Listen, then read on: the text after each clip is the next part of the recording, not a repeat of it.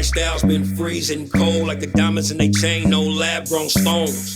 Jimmy boy, you been baller, sit on the throne. Ain't never sold shit, clone, get your ass on. That bullshit is for the rodeo, it don't belong. Blowing on that donut beat pack from the biggest bone. From K-Town to H-Town, they hold it down. Internationally respected, you see the crowns. Dust Brothers and Theme Kings, we all hustlers. Been ballin' like Jimmy Boy was feeding customers. Cold as ice, the block coming cop from us. Realest podcast in the world that can't fuck with us. This lifestyle we live, man, it's cold as ice.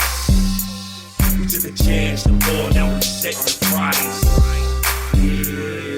This lifestyle we live, man, it's cold as ice. We took a chance to ball, now we setting the price. Let's get it.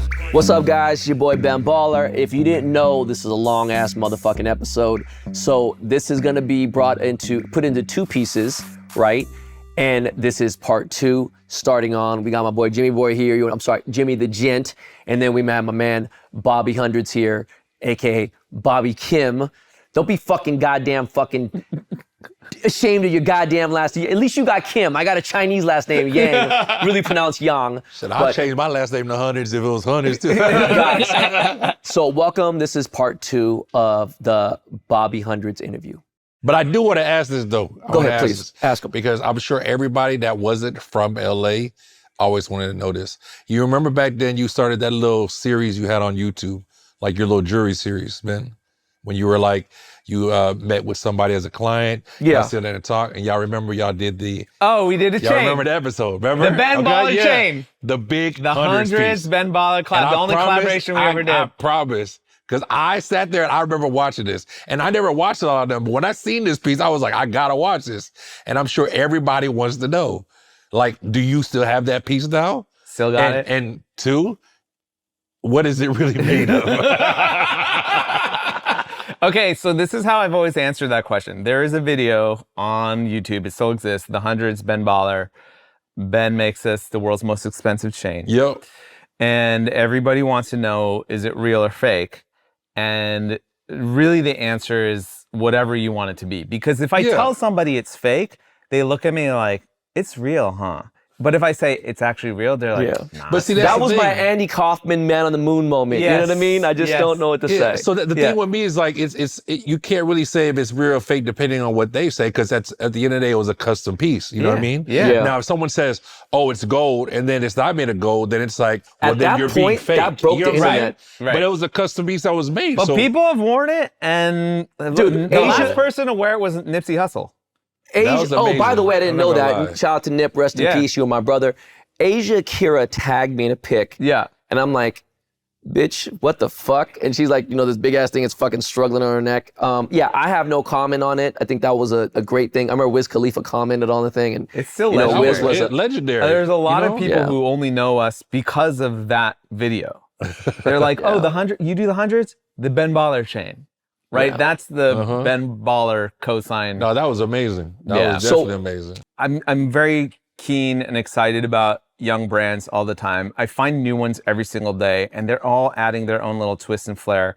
I'm not threatened by any of them. I just think we're all different. There's so many people in the world, and we need to hear from them all. Like, I think they all add something to the conversation. The conversation's a lot more textured now in streetwear. Yeah. And maybe the older guard doesn't like that, but I didn't like a monoculture streetwear where everything looked the same, everyone used the same blanks, and the graphics were positioned. You had to have a 14-inch wide graphic, or now it was like 8-inch. Now we have so much complexity that everyone can find their own lane, and a brand like Hellstar can exist next to a Bad Friend can exist. Okay, so exist next to I have a question, right? Yeah. Virgil was a good friend of mine. Yeah. We've had some really bad arguments, and I think they were started by me mostly. Yeah. Me being, sounds about right. Yeah, being like, fuck you and whatever. And you have like Ronnie Feig. Yeah. Nike Talk, born and bred. Yeah. You have Kith that's $1 billion brand. Yeah. Right? You have Supreme, you have all these brands, okay? What's your opinion on LVMH and these big brands that are kind of, like when I see some Balenciaga shit, I see some shit, I'm like, yo. Now, with the exception of a Cold Wall and some of these other people, I'm like, you motherfuckers are just biting into this shit and trying to make it, and like, I remember when Pharrell was like hitting me up for shoes, you know what I mean? Like, and he'd have Diane Martell, who's a famous director, and like hit people up, hit Homicide up, and try to get kicks from AM or whatever, and be like, yo, we had our fly shit. You know, like we would get legit Redline. I don't think people know what fucking Redline Levi's is. You know what I'm saying? Like we was into selvage shit, you know. And then Jonas took me to a whole nother level of what selvage was, and you know, and Meth Amphibian was deep into it, and like we were having this dope shit, and only American Rag had the real Redline, you know, shit. You know, shout out to Mark Wirtz, by the way, great guy, fucking golfer, all that. But going on, how do you feel about like these big, gigantic conglomerates that are buying into streetwear stuff? Like, you know, like I mean, think about Off-White, Marcello, Palm Angels, all stuff. They're like the upper end streetwear brands. They're charging $500 to $1,000 for a shirt, gallery department, whatever. But like these brands are like, you know, financed by some of these, you know, big conglomerates. Like, does that make you feel like it's? No, I think everyone plays a part in the ecosystem, and there's a dialogue that's always existed between streetwear and couture, or you know, high fashion. They need each other. You know, what Sean Stussy was doing by flipping the Chanel logo, he was aspiring, if not parroting, spoofing what the runways were doing. The runways are then looking backwards saying, hey, in order for us to remain relevant and accessible to people, we got to feel more street. And so there's always been this dance. But everyone plays a role in the ecosystem. Like, you can't just have it be all just apex predators, and you can't just have it be, right? So there's like, that's just how the science works out. The best example of this is Rocky, right? So in Rocky, I don't know if you guys remember the first movie, Rocky was a street fighter, and then you had Apollo Creed, who was the main stage, he was a prize fighter. And Apollo needed Rocky. He was sitting around saying, I've gone through all the fighters, I beat everybody. Bring me someone new, bring me someone from the streets, because I'm losing touch with the people. People were starting to spit on Apollo. That's a good breakdown. Right? They're saying this guy's not from the streets, he's not giving back to the culture, whatever it was. Too Hollywood now. Too Hollywood. So he's like, all right, bring me someone from the streets. Rocky's looking for his shot. He's like, I want to be up there fighting that guy. Put me on the main stage. I need the spotlight. I need exposure. So they needed both. And then you get a really great movie, you get a great fight. But that's how fashion's always existed. This has been going on since, as far as you know, with streetwear and fashion. It's just a part of the dance.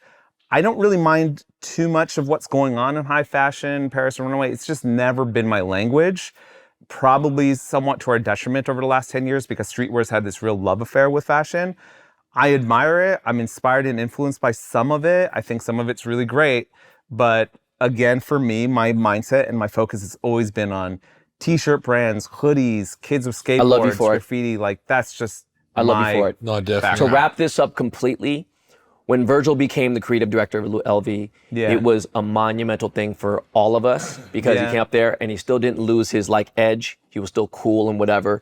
You know, I truly believe deep in my heart, had Jonas been alive today, I think Jonas would have been designing for one of the big design houses, whether it be Balenciaga 100%. Or something else, because he was already on Balenciaga vibe when no one knew what the fuck it was, right? Flacco, when I remember, you know, we were in business together with Og, and it's like seeing a fucking 60-foot billboard of him with Dior, I'm like, holy shit, bro, we got there. You know, Marc Jacobs is a friend of mine. He's tied into all this shit. He was creative director in LV forever. And you see these things, and it's like, look, I love that you're not even in a box. You're in your own world. And you're like, cool, I'm content and I'm good. This is gonna go too far. So to wrap it up, you said you wanted to ask me and him some things, and I'd rather end it that way. I mean, I'm curious. I was just curious about podcasting. I'm curious about your guys' friendship. But I love brands and companies, but I'm always interested in the people behind it. And I'm like, what's the chemistry? What's the dynamic? How did you guys start doing this? How does it work? So I don't know if we want to get into all that, but I'm just curious, because I think a lot of people watch this and say, oh, these guys have a successful podcast. How do I do that?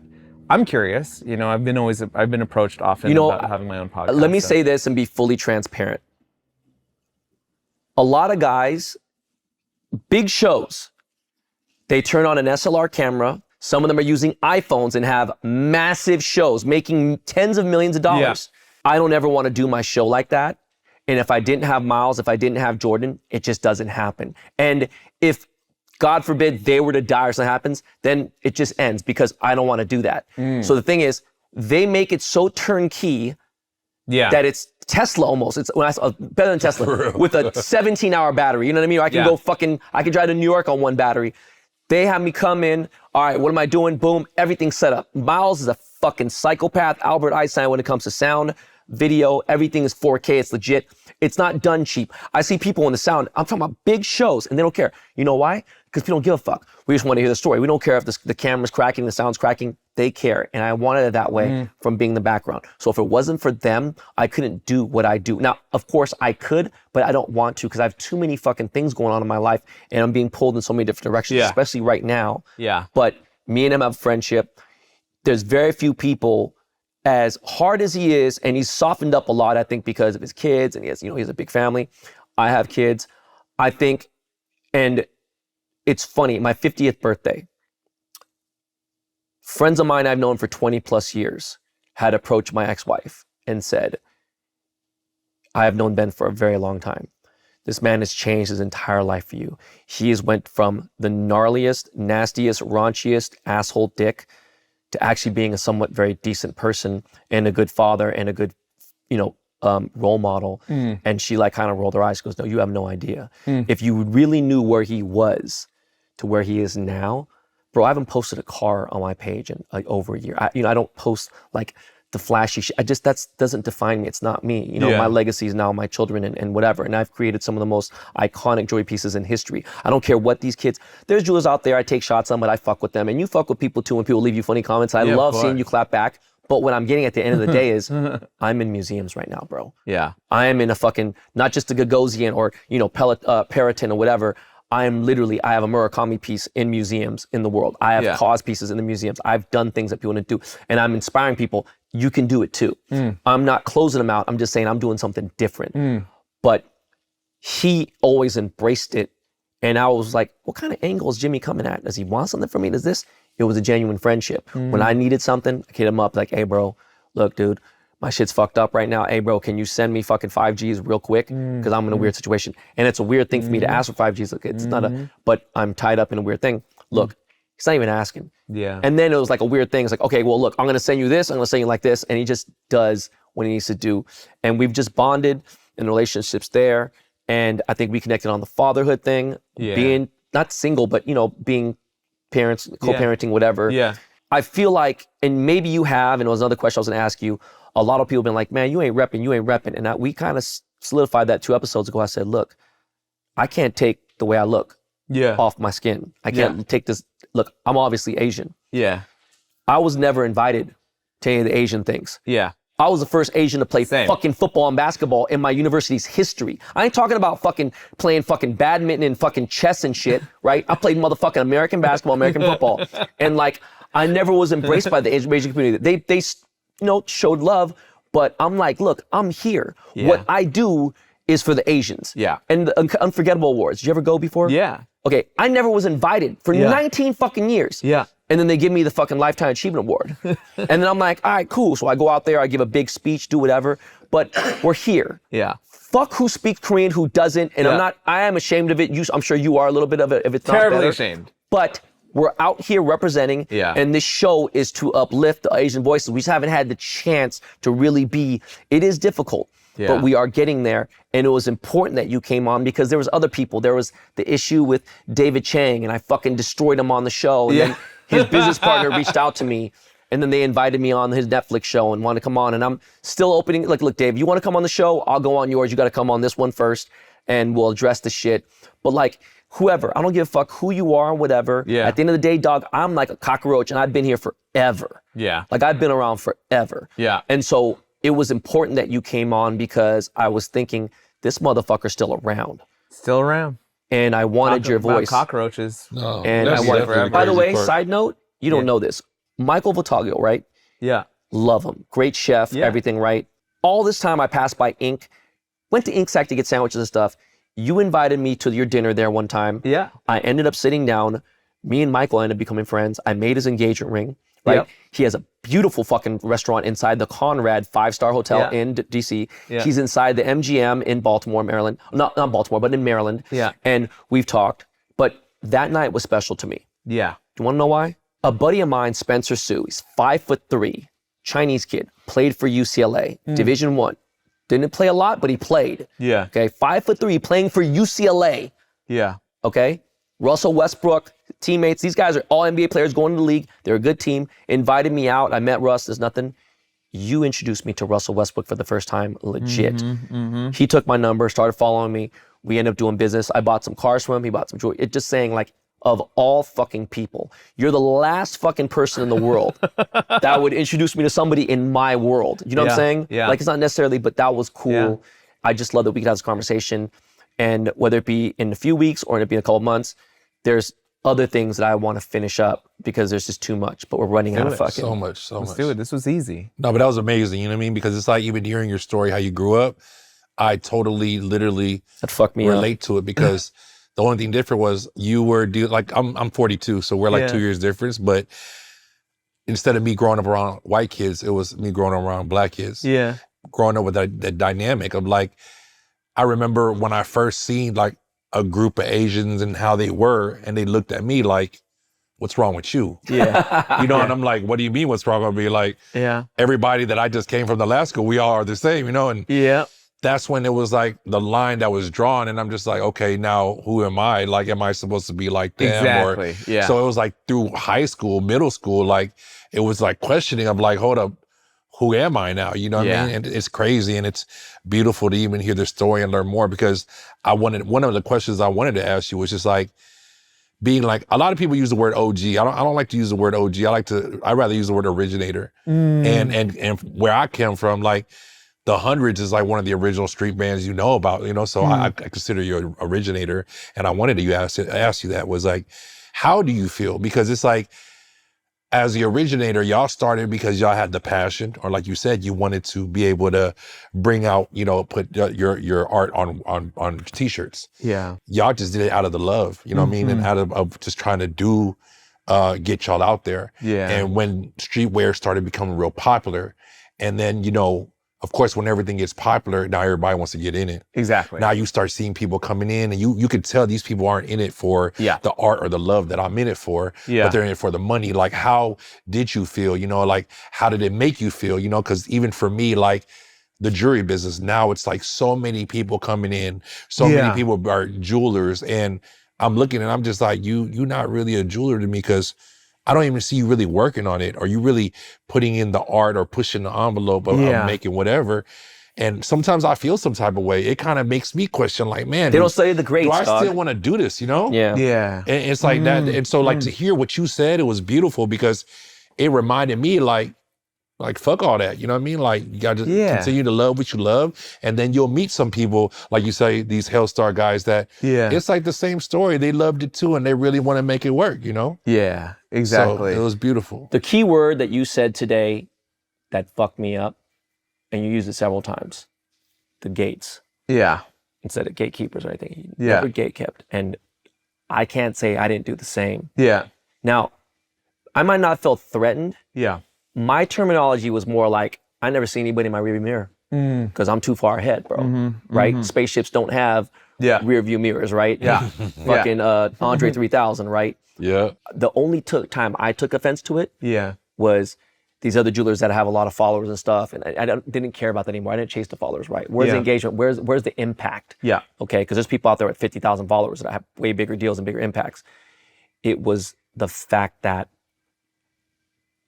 you disrespected me by comparing me to somebody, because he made a chain for little such and such rapper, or he made this. I didn't want you to compare me because you don't want to know the laundry list of things. Yeah. And it's not even outside of a jeweler. Do you know it took almost 17 years for me to accept the fact I was a jeweler, because I was such a big DJ. Yeah. I don't even remember if you knew I was a DJ, how big of a DJ I was. No, I remember. Yeah, of course. And you know, like, people, dog, I had fucking billboards in Vegas before Tiesto and fucking Diplo and all these guys, right? Because of AM and what we were doing. So we were going to end the show right now, but there's one thing that we had to get off before, and he will come back. And let me just say this real quick. Bobby has invited me to at least 5 massive, iconic events. I have missed every single one. Not on purpose, because I didn't like him or anything. And I hate the fact that he might feel a certain way about that. But I was literally in Korea, and this motherfucker, I've never heard of this happening. He rented out Disneyland. Oh, yeah. He shut. You didn't come to that. I couldn't. I was in Korea, bro. It was worth it. I was in Korea with G-Dragon, like doing like a huge thing. He was the biggest. I wish I knew you did. I would have been there. He I wish I rented invited you out instead. fucking Disneyland. I have Tall, by the way, Tall, I love you. Shalom, my brother. Tall is hitting me up like, I can't fucking believe you're here. You missed my wedding. Now you missed Bobby's thing. I'm like, bro, I'm in fucking Korea.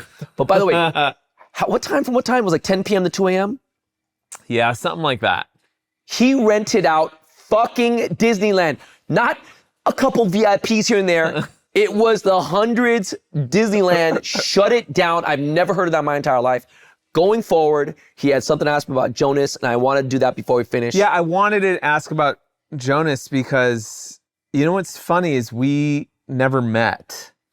Jonas and I never met. We were in the same rooms. We would be this close to each other at specific events, and no one ever introduced us. And I was like, oh my God, he's right there. I want to talk to him.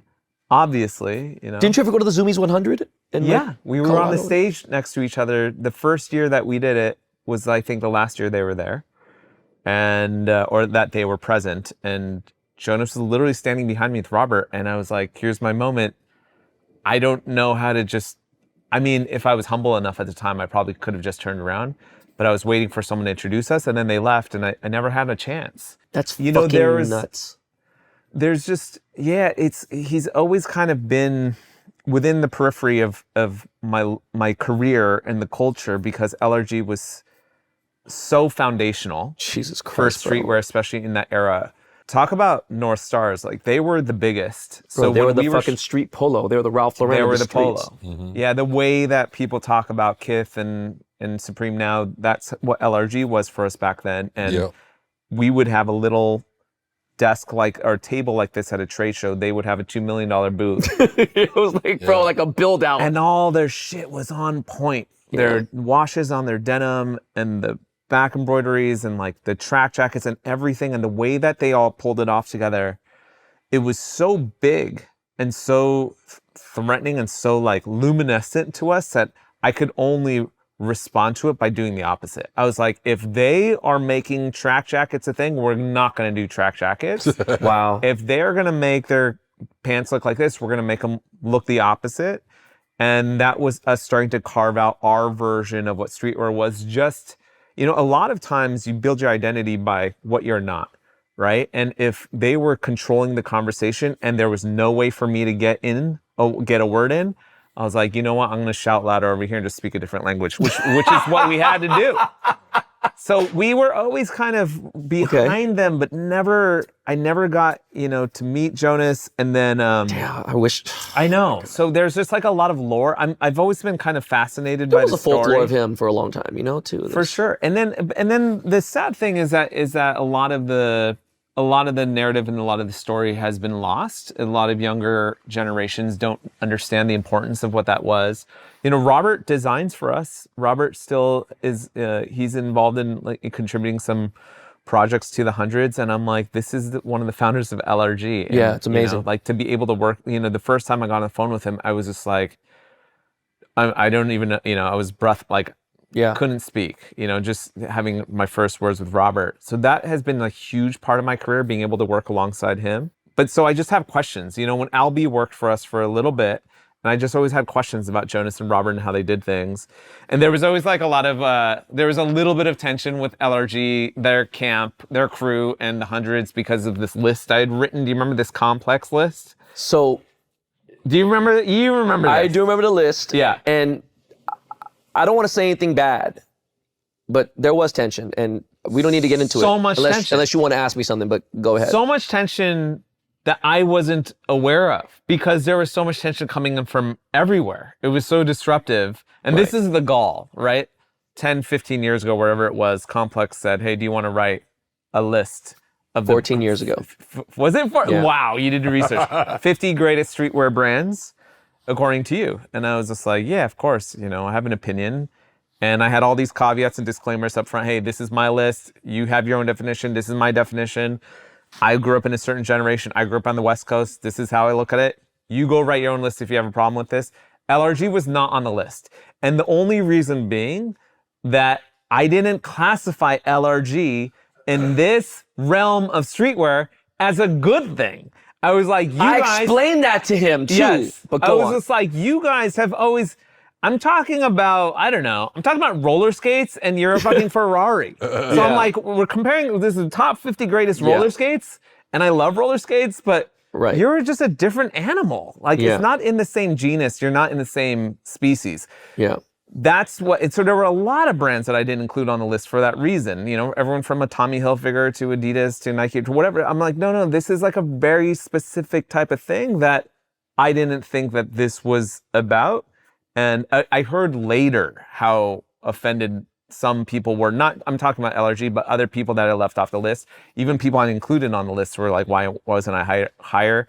We can do a whole podcast about that stupid list, but if I had known how, I don't know, how like noisy that thing was going to be, I probably wouldn't have written it. But at that time, I was a bull in a china shop. I was kind of doing whatever I wanted. There's nothing to apologize. It is what it is. I remember the time because you were responding back to people and you'd be like, yo, why'd you put hundreds? Okay, why don't you have your own list and fucking deal with it? And I put us at number 5 because I could, you know, and I still believe it. I did a top 100 jewelers list.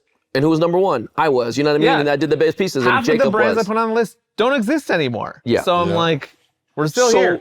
Let me start with, one, I need a real question from you, but they were offended. I felt like that was the truest answer, that you put them in a different realm or a different league. Albie Rosario, I love you. He is one of the sponsors. Stance is a sponsor of Watch Lord, my golf tournament. I'm wearing Stance, sponsored by Stance. He has been nothing but an amazing person. I think me and Robbie had a rocky start there. I think there were a lot of people in the company that probably thought that maybe I thought I was better or anything else. I was just more like, me and Jonas had our little like best friend, weird, obsessive. It wasn't a mean girls thing. It was just like, I just did my thing. Jonas treated his stockroom person as good as anybody. He was a very great boss. He was an amazing person. He's my best friend in the world, right? And he probably would have been the godfather too, even though he's supposed to only have one, but he would have been the godfather of everyone. I wish he would have been here today. It'd have been a different, you know, I couldn't imagine my life with it. I probably would have got a divorce 5 or 6 years ago, right? 7 years ago with him. And I don't know if that's a good or bad thing. What is it that, like, what more did you want for me to, like, put out? It warrants hours and hours. I used to ask Albie, and I still ask anyway. I talked to Robert about it, and I'm like, someone needs to make a documentary. They should. And I think Kevion's working on something. Is he? I think he is. Yeah. And I wish I was in more communication with Kevion. There's never a busy thing. There was a point in time where the hack, the cheat code to podcasts are getting guests. Yeah. And I felt like, look, Michael Rappaport's going solo, Dolly's not doing guests. I kind of was like, let me just fucking jack that swagger and say, you know what? I'm going solo dolo. Yeah. You getting me, I'm enough. Yeah. It's not ego driven. It's like, look, this is what it is. I got enough to talk about. I've masked a great, list of subscribers that were tuned in. Yeah. Jordan brought something up really good. He said, you know what, Ben? You've become a part of these motherfuckers Monday and Thursdays. This is what they wake up to. They drive, they have you to listen to, boom, and people will get mad if they didn't. So with that said, well, let me not defend myself, but explain myself. I have been in this, I don't talk to anyone. These guys have been very vocal about, hey man, you okay, you whatever, boom, here and there. And I'm not okay. But I got nothing else because I got 3 kids and I have to be really there for them. And that's really where so golf is really, I have dove so deep into fucking golf that I have learned so much about myself. Yeah. And I've always been so much of a loner. I have 1 million acquaintances. I have 4 friends. Yeah. Right? And I do know a lot of people. And I can call a lot of people. Want me to call John Mayer right now? I can call John Mayer. I can call Drake, right? Cool. Yeah. But it's like, and we can kick it and they're going to show, but it's like, no, man, it's me. Yeah. And I've said this so many times on different podcasts and on different things. In like the early 2011 or 12 or 13, when Instagram was new, they did this thing called the top 9. The best, your thing shows like 9 pictures, right? Yeah. So they're doing the best 9 of 2011, 2012. So I did it one year, like 11 or 12. And Tyler, the creator, hits me up and he goes, hey, bro, where'd you get that shit from? Blah, blah. I said, oh, go to this website here. And then he goes, hey, you bitch ass N-word. And he goes, you realize your 9 best pictures is you with Bieber, a celebrity. It's like everything's about shit like this. He goes, it ain't just you. This is a young kid telling me this, but it resonated and it fucked me up. Yeah. And it fucked me up because I don't need to have Bieber. Yeah, cool, but do I have an interesting story? Yeah. I think now I've learned to enjoy my time. I think when the co-parenting time situation goes, I'm so hectic for 4 days at a time. When I do have the free time, I go golf. And when I don't have the golf and I'm just sitting here, I can't watch a show for 20 minutes. I don't give a fuck how good it is, unless it's Bosch or something. I start getting into The Boys or whatever. It's hard for me to do certain things. I'm eating dinner by myself. Yeah. I'm going to a movie by myself. Now, mind you, there are girls out there, hot. I've never had the most unbelievable, young, most beautiful, gorgeous girls hit me up more than ever in the last couple months or so, right? Don't want to go out on dates. Don't want to do anything. I've just kind of been to myself. Yeah. So people might take offense to it, but I was always that way then too. Yeah. Like me and Jonas were like, boom, I had the keys to his place. He had the keys to my place. It was what it was. But he was so brilliant, and I think I brought something out of him he didn't know. And he was so fascinated by me being, he was born in 1977, I was born in 73, but that 4 years for me, him being an OC kid or whatever, he did study a lot of shit. Yeah. And there's things that he was very good on. And I appreciate you checking the inner linings of a jean and looking at the wash and looking at the red line and looking at anything. He really did nail it. The one thing you had to say about LRG, whether or not you cared about the design, the quality was so good. Yeah. Right? Like, I just remember holding their denim and like looking at their prints. Remember like the high density prints, the gloss prints? And do you remember the all over print denim thing I made famous? Like I was wearing the all over denim LRG logo. And I just remember shit. in stores looking at this stuff, because in some accounts we would be side by side, and the quality of our stuff compared to theirs, and just the fact that they could make cut and sew like that just seemed like they were in the major leagues. So let me say this.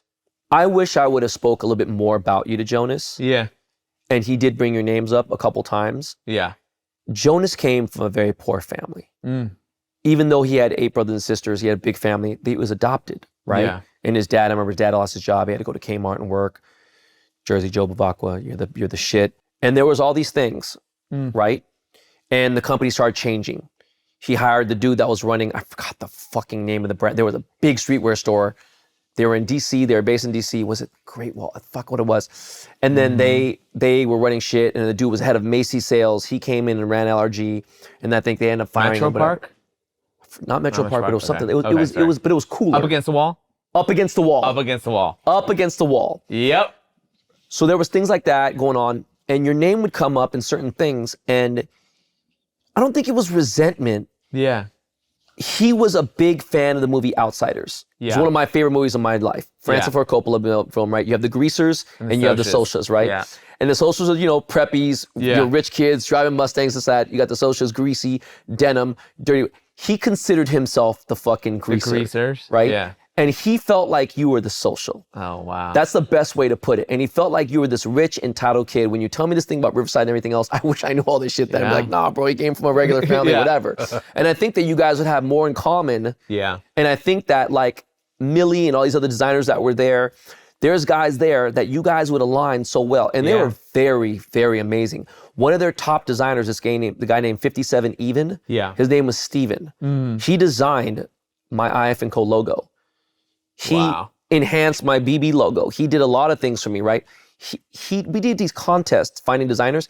He ended up being the top fucking designer for clothing. He was the top designer. Wow. He died less than a year after Jonas did in the same neighborhood on a Harley.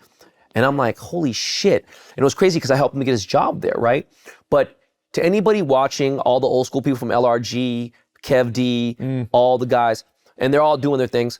I never had a problem with y'all. I loved y'all. Saya, you're killing it. You got fucking Conor McGregor. You got fucking Israel Adesanya and all these people. You were meant to do this management shit. Everyone there, Albie again, Stance. I love you guys. Biggest fucking sock company, the dopest socks in the world. I wouldn't wear anything else. I haven't worn anything else since the day you've been there. Jonas just was a fly motherfucker. Yeah. He was the only dude that could walk in a Chateau Marmont and like people be like, I remember LA Magazine, Los Angeles, LA Confidential. I forgot what the magazine was. It was the big fashion magazine. It was still relevant, like the last relevant like fashion mag. They did a feature on him, a 1 page.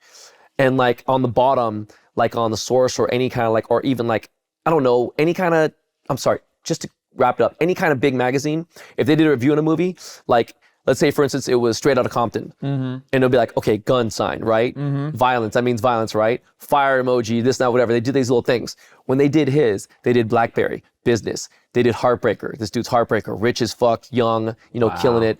They did all these cool things. So it was a really great write-up. And like, we walk into Chateau Marmont, Sofia Coppola's there, you know, she's doing some early scouting for fucking Nowhere or Somewhere, the place that the movie with Steven Dorff. And then immediately I see fucking like Seth MacFarlane and just the coolest people walking in here. That level of people, right?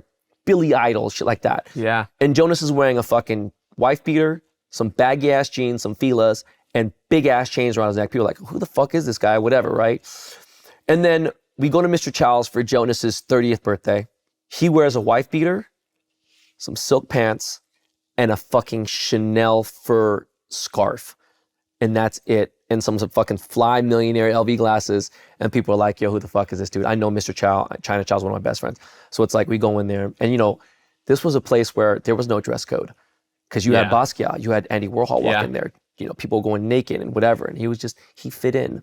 And he was one of the very rare people. And I know for a fact that Virgil respected the fuck out of him. You know, Kanye respected the fuck out of him. Anybody that's killing it in fashion, Pharrell, anybody, they had to respect what Jonas did. Yeah. And I remember when he won the Fashion Designer of the Year, I forgot what one of the awards, but it was one of the big awards. I don't know if it was CPFM or whatever the fuck whatever the fuck that award thing is. CFDA, yeah. CFDA, whatever the fuck it was.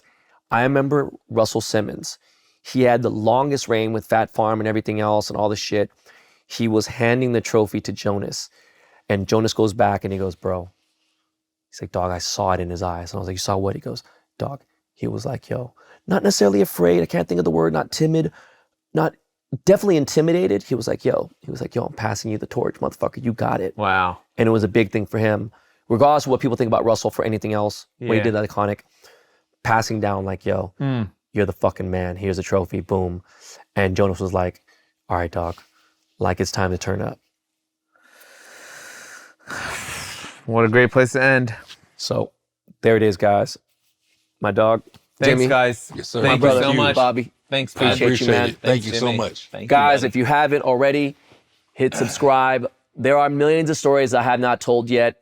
He could testify. He was there during the auctions, the stockroom picks, sneakerhead shit, the DJing, all the ruckus I created. In fact, I think he might have even been there at Ames Memorial when I spoke. And I think even Robert Downey Jr. had to stop and say, wow, that was the most impactful, honest, transparent, humble speech from a loudmouth. And, you know, you remember that, right? Like, that fucked a lot of people up. Remember Nicole, she walked to me, she goes, damn, I didn't know you felt that way, boom. But Bobby's been in a lot of rooms. I'm glad he came here. There's no animosity, never was. People always like, oh, is there something beef or not? No, never. What the fuck? Pitting Koreans against each other. Right. There can only be so much room. Guys, you already know, every Friday, same bad time, same bad channel. Again, Bobby, thank you so much, bro. Thank you, guys. Thank you, everyone. We out. Guys, that is a wrap for the entire interview of Bobby Hundreds. We had to break it up in two, sorry, but there were so many stories. The crazy part is there's gonna be a part 3 and a part 4 because this motherfucker has articulated the actual heartbeat, the mecca, the future of streetwear. And as crazy as it sounds, I don't think you guys ever taken me for a bullshitter. I've never inherited that reputation.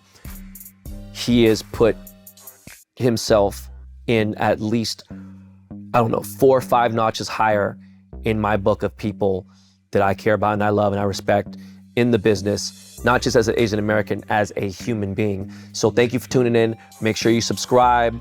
Don't forget, next Friday, same bad channel, same bad time, cold as ice. We out, y'all.